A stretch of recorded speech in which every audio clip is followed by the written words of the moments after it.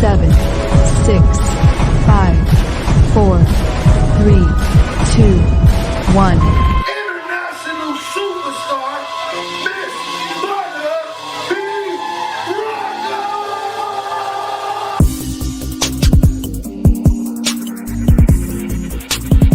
B. You are now tuned in to Butter B Rocker on Transparency Talks Podcast.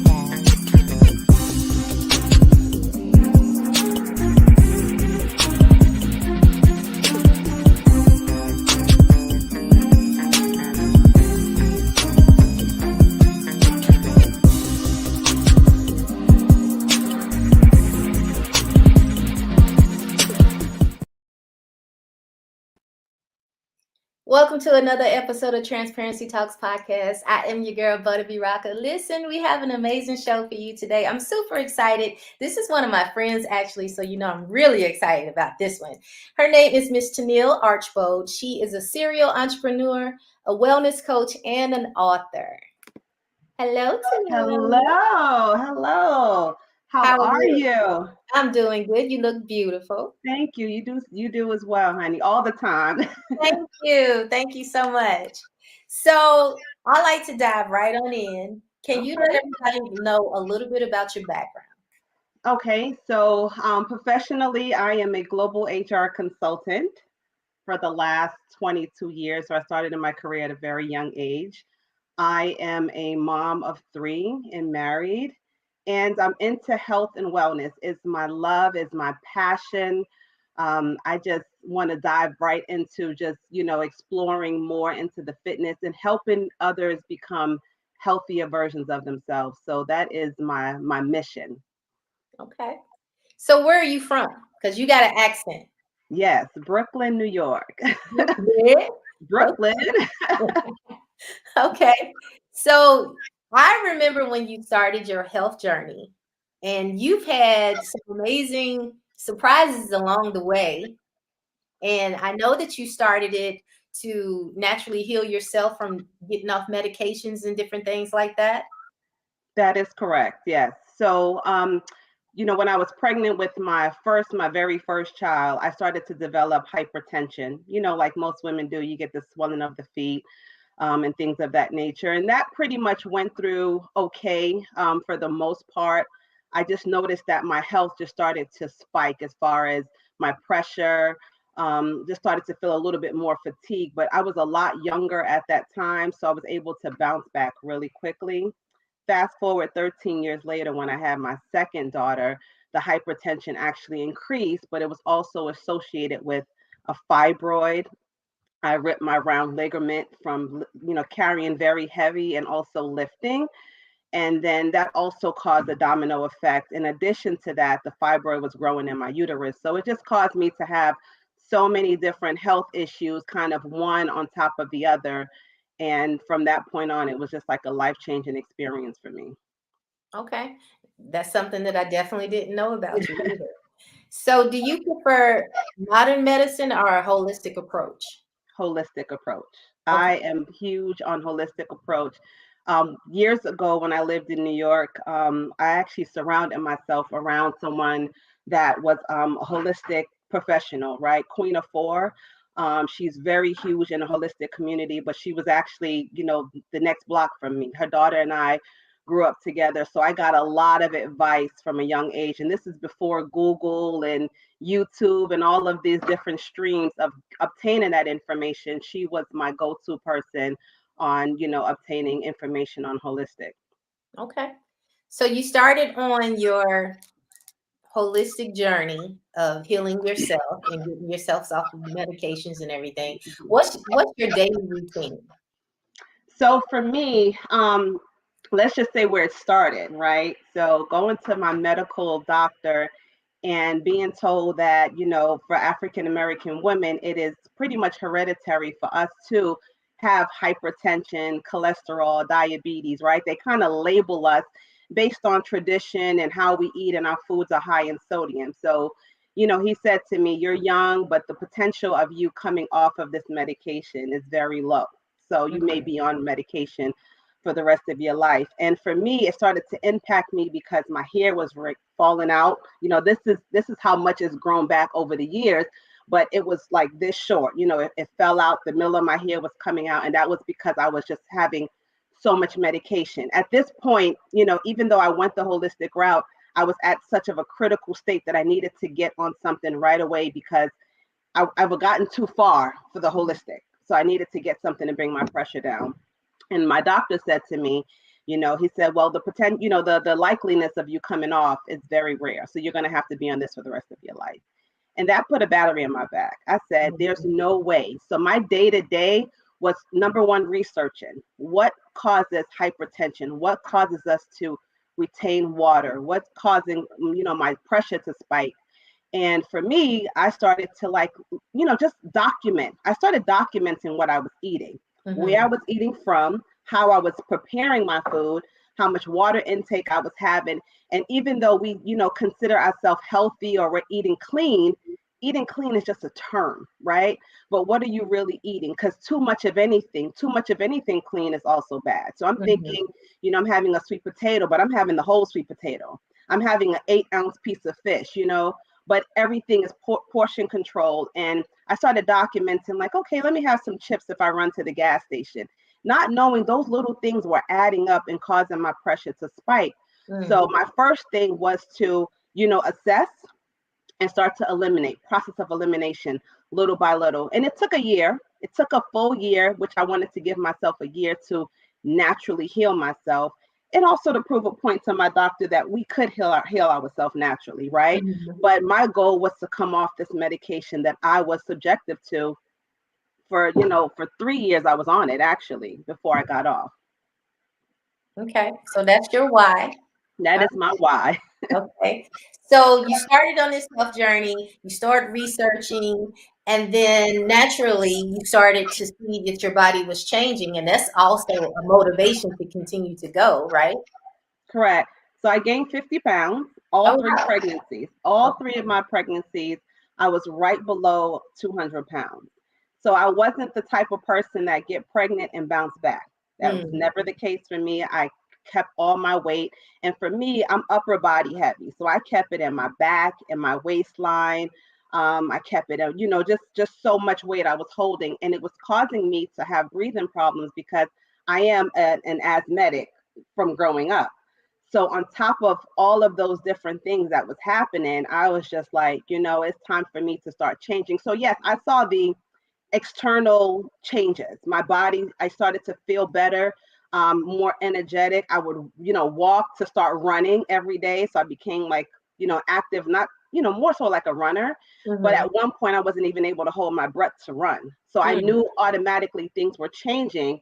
And I would just push myself every day. So if I did 10 minutes, I'll do 11 minutes. And I just kind of kept pushing it. So the external part was looking really good. But for me, it was going to the doctor and getting a good bill of health. Every time I went, I wanted to see that pressure come down because at one point I was so high that, I didn't know if I can stroke out. That's how high my pressure had gotten. So going to the doctor and becoming borderline was my first short-term goal. And then becoming, what they call your normal blood pressure, which is 120/80. That was my goal. So when I got there, that was really my celebration. Yeah. Yeah. Okay. All right. So I started seeing you document this and posting your videos and different things online, and it was definitely a motivation to me. I was like, man, I need to go back into the gym, start getting it.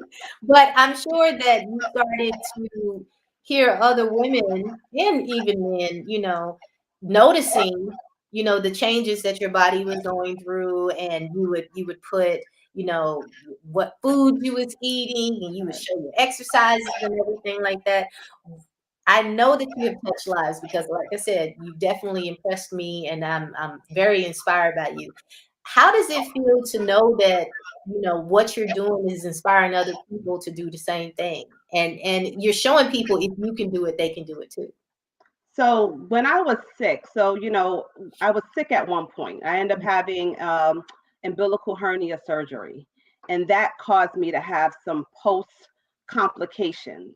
it almost took my life. I mean, it really almost took me out. And that was the turning point for me to start documenting it. So because God saved my life, I felt like this was God ordering my steps to say, I need to do something. Right. And at one point, I didn't want to post things on the internet because it's the internet and the people are, they're criticizable, but I didn't really care. I didn't really care because I said, Lord, you spared my life for a reason. So if me posting a transparent part of what I've been through can help one person, I've done your work. So for me, that is even how it initiated. It's just being transparent, posting what I went through, talking about, because there were trial and errors. So trust me, people saw when I lost the weight, I gained it back. I was always on this yo-yo because I was trying to figure it out. I didn't really have the blueprint. I didn't have someone, trust me, I had good coaches. I had a good coach back then when I first started. I have a really good coach now, but there were things that I had to learn day to day. Your coach is not with you.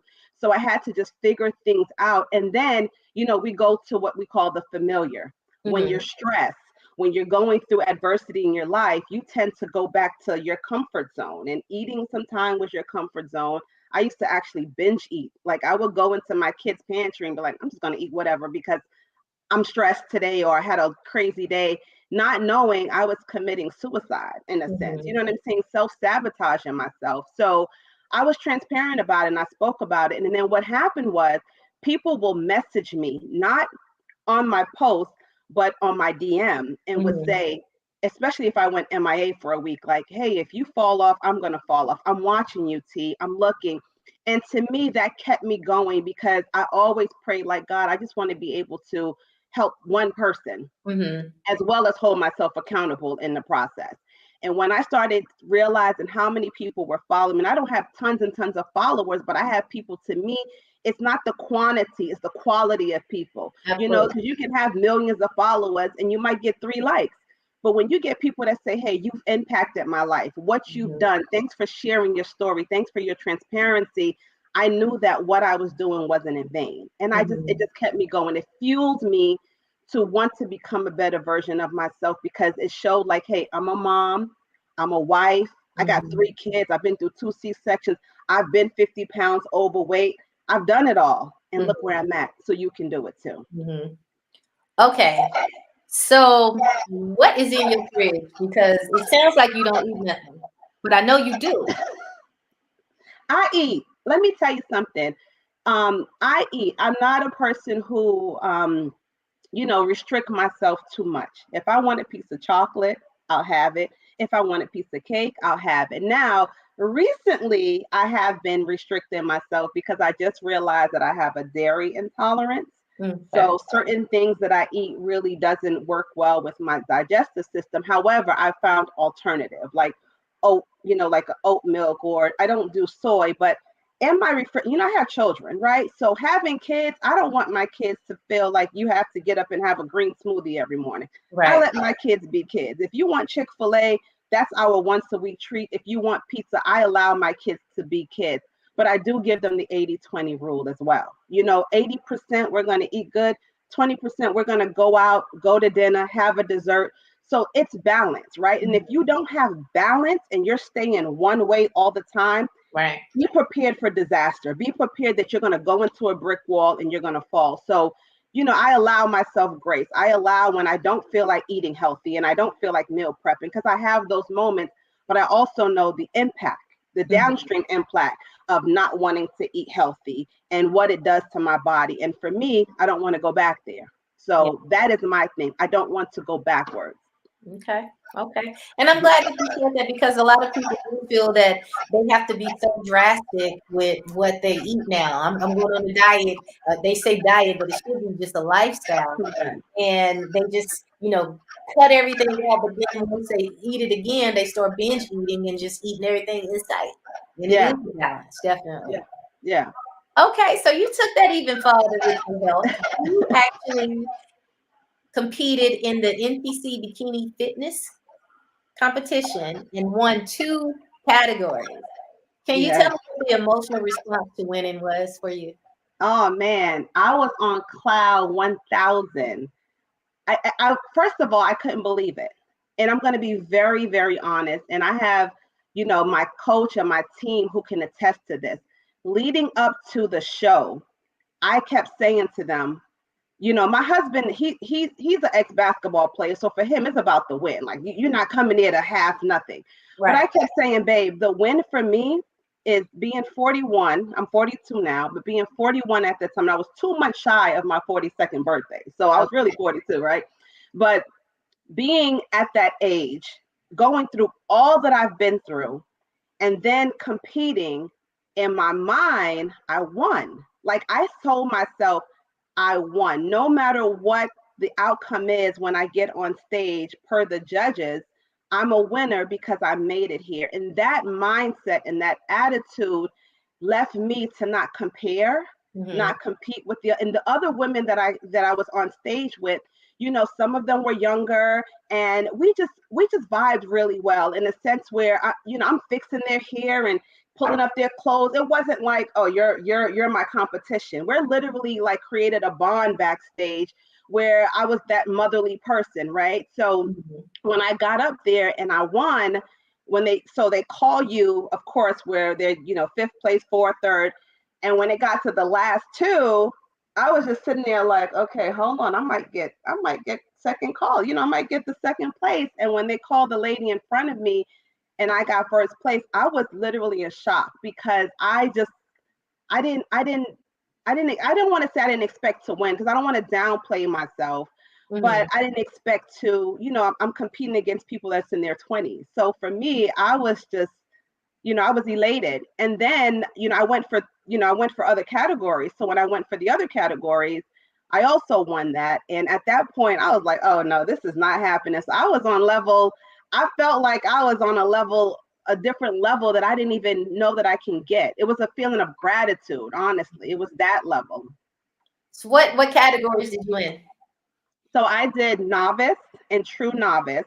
So novice is if you've never competed ever before, that's novice.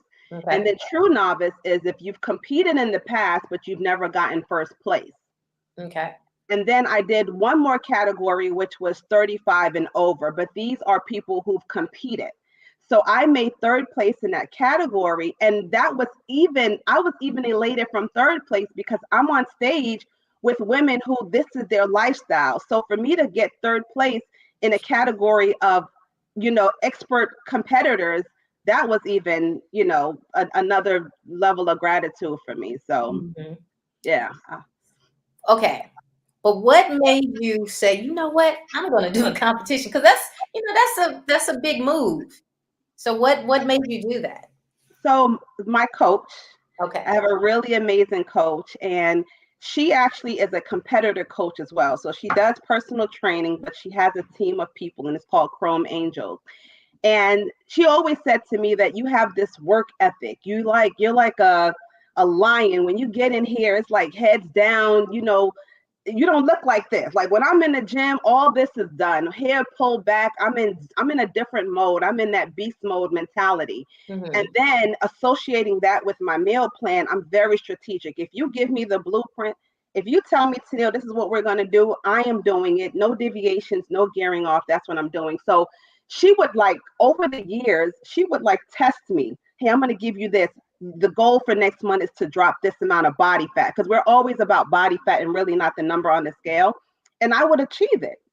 And so she said, have you ever considered bodybuilding? And I'm like, no, they're kind of small, is really, you got to get really petite. And I've never really been that small and that defined. I don't think my body can do it. And she said, just try. And, this was months of her convincing me and the other ladies convincing me as well to do it. And I said, you know what? I always said that I want to be in that 1%er. I don't want to do what's average. I want to do what's beyond average. I want to be I want to be on that 1%. And in order for me to be in that 1%, I have to do something extraordinary. And this is it. So that was my drive every day. And was the road easy? Absolutely not. I trained, I worked my tail off to get there. So what people saw, it just didn't come overnight. It was a lot of dedication, a lot of days when I told my husband, look, we can't do date night tonight because I have to sleep I had to train twice a day.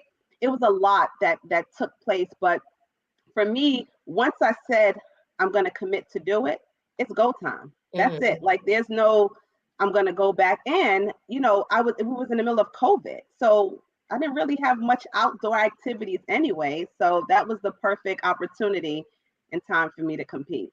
Okay. So how long does it take to get your body and everything or get trained for a competition like that? So it really depends. Like I said, for competition, it depends on body fat.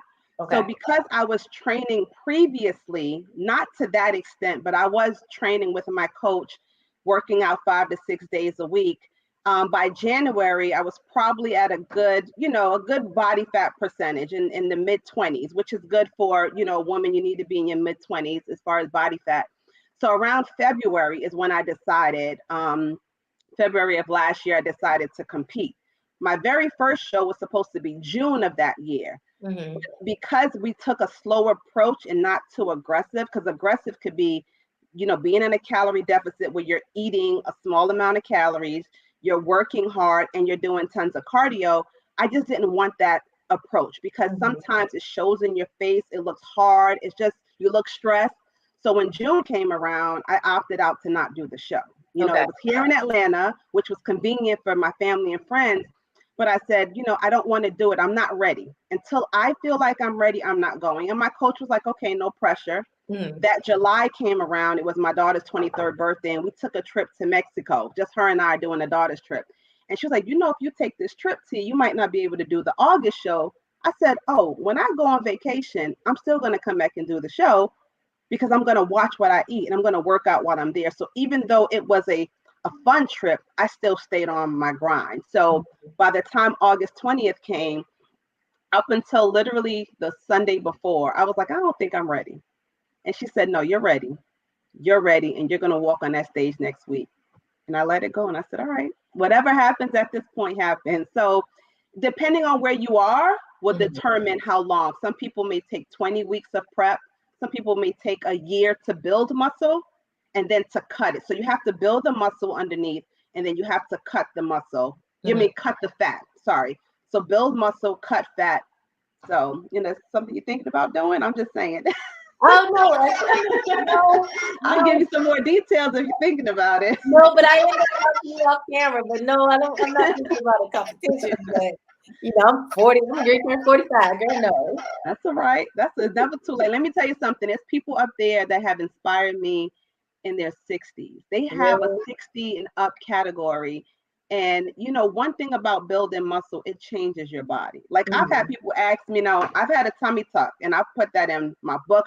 I'm very honest about the reason why I got a tummy tuck. Like I wrote all of this in my book, right? So I'm very transparent, but people will look like, did you get lipo? Did you get your butt done? Did you get this? And, you get those questions. And sometimes you have to just like ignore people like, I put in work. Like you've seen me put in work, but then you ask if I've had, so much different surgeries. And it's kind of crazy because, I look at these women who are in their 60s and because they built muscle, they still have a very round glute. Their legs are toned. So I always tell women, if anything you do is build muscle, all that cardio is cute, but it doesn't do anything for us. It makes you skinny fat. So it doesn't shape you. I've literally created a shape and still working on it, but I've created a shape by building muscle. It's the best thing ever. Okay. So you just talked a little bit you just mentioned your book. Yes. You have a book that just came out called When Fear is Not a Factor, which I absolutely love the title. Can you tell everybody a little bit about it and how did you come up with the title? All right. So this is the book here, When Fear is Not a Factor. So it's a co-author book. So it's myself and 11 other authors who came together. So Tyra James was the creator of When Fear is Not a Factor. Okay. Originally, we said When Fear is Not a Factor. But if you look at everyone, and for those who have received the book, thank you, and who got the book from me, When Fear is Not a Factor, it just didn't fit with everyone's story. Everyone has a different story. So there's 11 chapters in the book, and everyone gives kind of an intro. It's not everything. You can't put everything in just one book. So Couple months ago during my training, while I was training to be on for the competition, Tracy Hamler, who's the presenter of the book, she came to me and said, hey, I want to put together, 11 powerful women, women that, impact her life, and just women, amazing women that's on the book. Mm-hmm. She wanted all of us together to come together and collaborate to put a book together. And immediately I said yes, because I knew it was another thing that God was telling me to do. It's just to tell your story in more detail, because to be honest with you, even though I post and I may put some content up there, it's not the real in-depth on how it all started. So there's some details that no one knows until they get the book. So I try my best to put as much information in the book as possible. And a lot of feedback that I've gotten was, Tennille, you left it open-ended. I wanted more. And that was the point. The point was, because I am doing a part 2 where it's going to go in depth, and the how and the why and the what I did, and more in depth. But this was kind of like, not the sense of a teaser, but sometimes you also need to find out the foundation of how something started. You don't want to see the house. You need to see how the house was built and why, because then you can build upon it. So the book is amazing. The title is amazing. And it kind of comes together when fear is not a factor, because it talks about 11 authors who all overcame fear in whatever capacity. And I'm talking about amazing stories. Even to me, like reading, we didn't read each other's stories until we actually came out with it. No one wanted to read it. And it's just one of those easy reads. And it's something that keep you engaged, honestly, because you can relate to someone who can relate to one story in this chapter, into this book. It's relatable. So I'm excited. So many different things are coming up for 2022. So I'm really elated about it. Well, I'm personally very excited and happy for you. Thank you. Thank you so much. So I had read on your bio that you said you feel that women are underestimated. You should never underestimate a woman who is disciplined, determined, believes in prayer, and has a plan. Yes. So why did you? You know what? So a lot of things, you have to take yourself serious in order for someone else to take you serious, right? The internet is a fast moving pace web. It's just so much stuff that's out there. And when you look, like, I used to follow a lot of people. I used to just have a whole bunch of people I just follow because I was just intrigued by what they did. But when I really started watching kind of what people were posting, to me, it was not something that I can relate to personally. And one of the things that I always say is, when someone has discipline, and that's what puts you, when I talk about the 1%ers, right? What makes people in that 1%er group is their discipline. Because think about it, right? We all fail. No matter what you do, there's billionaires who went bankrupt a million times. But one thing that they didn't do is they never gave up. They were disciplined enough to stay on course. They were disciplined enough to fall down and get back up. So for me, when you have a woman who the odds are against us in a lot, especially African-American women too. I mean, it's a little bit harder for us. When you can just stay the course and be disciplined and be powerful and show up every day, despite what we're going through, right? Because there's things that we go through as women that people don't know, because we don't wear it on our shoulders. We may not post about it, but we go through internal things every day. And when you can get up and show up every day, to me, that's the biggest intriguing part. So I just always like to be intentional with what I post and be intentional with the content that I put out there, that it can inspire someone. So thank you for reading that and quoting that back to me. Not a problem. So here at Transparency, of course, we like to highlight all of the wonderful accolades and things that you are doing, but we want to be transparent. There are things, it was a struggle to get to where you are, So can you just touch a little bit, for anybody that didn't catch it at first, on some of the struggles it took for you to win this competition, to become disciplined and go into your health mode and everything? Can you give us some insights of your struggles? So one of the things I would say is bet on yourself. Bet on yourself. Trust that you can do it. Believe in yourself. And it's not cliche, and I want to say, but you have to believe in yourself. And one thing that I did realistically is that I set short-term goals. So let's just say starting when I was 50 pounds overweight, I wanted to lose that weight, but then I had to think about it. It took me 9 months of pregnancy. I was carrying in another human being in my body. I Mhm. gained 50 pounds, and look at what I produced. So why am I expecting to get that snapback body in a point of no time? I need to nourish. I need to mother my child. I need to take care of it. So I just started to give myself short-term goals. If it's 5 pounds in a month, realistic goals too. Nothing where I'm trying to lose 20, 30 pounds, but and it was just saying to myself, what can I do every day, Mhm. right? That's going to be that's going to be beneficial a month from now, 2 months from now. Because a lot of people, and this is why I say with the internet, we're looking for quick fixes. You get on there and they tell you, go to this and this diet and lose 20 pounds in a month. Don't get me wrong. If you stay the course, you can lose 20 pounds in a month. But the Mhm. probabilities of you gaining it back and some is greater. But if you take your time, right, and you slowly, progressively lose it. Then you think about it. Everyone is looking for this out of glass body. But what happens to your insides, right? What Mhm. happens when you aren't healthy? So you're looking good on the outsides, but your insides are deteriorating, right? So my biggest thing was health and fitness, wellness, all of that just goes hand in hand. So for me, I would tell anyone, take your time, bet on yourself, right? And be realistic with yourself. You may Mhm. say, you know what? 6 days out the week, I'm going to be disciplined enough to eat healthy. And then one day I might give myself a treat. And I always tell people all the time, you have to associate your cardiovascular. You have to work out. You have to be able to work out. You just can't eat, and then expect nothing to happen. Because what happens when you're younger, your metabolism is more faster, right? Remember, we weren't thinking about this in our 20s and we were teenagers. But as you get older, you can't spot check where the fat goes. So now you're like having this stomach that's so hard. And people will say, how many sit ups do you need? The stomach comes from food. When you have a stomach, it comes from food. Prior to me having my tummy tuck, I didn't even have a stomach. I lost that weight. I Mhm. just had the extra skin from tearing my round ligament. So it was just skin, but I lost the weight. So I did my part really Mhm. and truly of getting rid of the fat that was around me.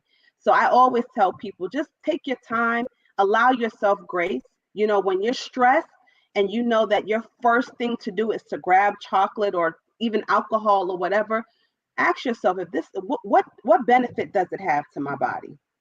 What is this going to do? What benefit of me doing this now? Because what happens is you eat it and then you end up feeling guilty. Why did I do it? Your inflammation starts happening, bloating start happening, and then that cycle continues. And I say that because that was when you talk about the bad part, that was me. I was Mhm. going through that vicious cycle. I want this, but then the impact of that, or I put on 2 pounds and now I'm mad at myself. No Mhm. one made me put that weight on. I did. I didn't control the fork that was going in my mouth. When I went out, I wanted a 3-course meal. I wanted to have whatever with the butter and the bread and all that stuff. Now it's like, what is that bread really doing for me? Now, don't Mhm. get me wrong. If I have a piece of bread, it's going to be strategically, hey, I'm working out, I'm about to hit legs. Let me go ahead and have those extra carbs so I can use it for fuel. So, Mhm. like I said, I don't restrict myself. It's just how I have it. It's planned around my workout. So I make it work for me opposed to it controlling me. Mhm. Love it. Okay.